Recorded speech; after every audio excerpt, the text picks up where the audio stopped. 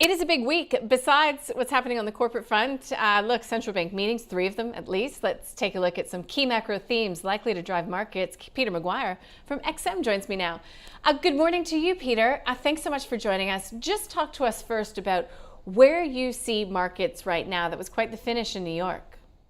Absolutely, and good morning, Nadine. Lovely to see you. I tell you, I think it bounced very, very strongly, and we saw those numbers, as you mentioned, S&P earlier in your comments. You're sitting there at 48.40. I mean, it's very, very strong. We're close on that 5,000. Many traders were saying you might get there by New Year's Eve, and it didn't quite make it. But the uplift here, you might even be there by, just a month later.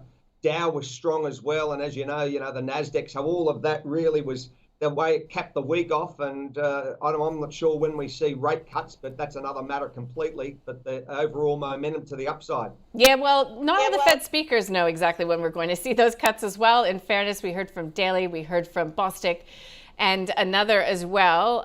Look, Bostic saying that we could see cuts coming in the third quarter, but that is really, key to investor sentiment over the coming months when we start to get further clarity when these cuts are coming. But there is a lot for us to digest just here and now, of course, because we do have 3 central bank meetings this week. Walk us through them, Peter.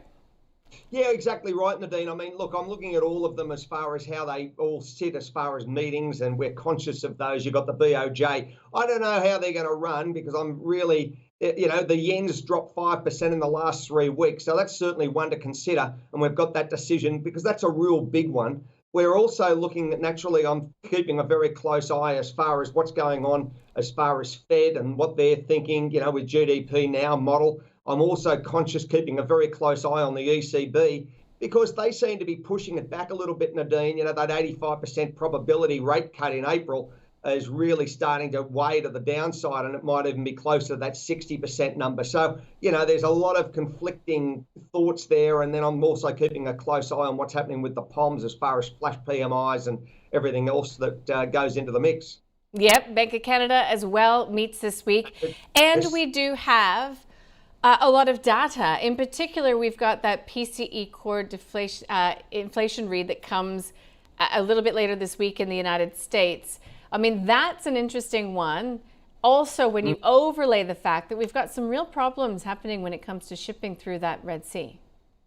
Yeah, well, exactly. That whole area we're conscious of as far as the Gulf of Aden and as it wraps around into the Red Sea and then up to the Suez. And what the Houthis' thoughts are, Nadine, because Yemen sits at that, and then you've got the other side as far as the northern parts of Africa, Somalia and Eritrea and so on. So if they block that choke point, that's going to really conflict or have much impact as far as shipping costs. And we're starting to feel that now. And that's going to be a bad news story for inflation because naturally everything costs a lot more to ship it around the bottom of Africa. So I think that there are so many factors going on at the moment as far as geopolitical concerns. I can't believe that the crude market is still fairly soft at that, early to mid 70s to high 70s for Brent. And we'll just have to see if something materializes and really, rattles that cage in the next, short-term period. Okay, so commodities, a key focus, always oil, always energy. Where else are you looking in terms of what will be the driver of these key commodity prices? Because, China has had just such a rough start to 2024 when you look at, the equity market, but also the, the economic reality coming from the country. Well, exactly right. If you look at the equity market first, I mean, this time last year, the CSI 300 was sitting at around 4,300. Now it's lost 1,000 points in that 12-month window. So that's really under some, big push down. And maybe analysts are saying, the sort of people I'm talking to, 2,900 could be the new handle. So it may just continue to fall. It could bounce. I mean, it's just hard. You've got the Lunar New Year not too far away. I think that starts in another week or so. So there's the first part of it. And naturally, it's weak economic internal demand, and they're trying to export their way out. But it's soft globally as far as consumption, Nadine. And so we've just got to see how China moves forward in the first and second quarter of 24.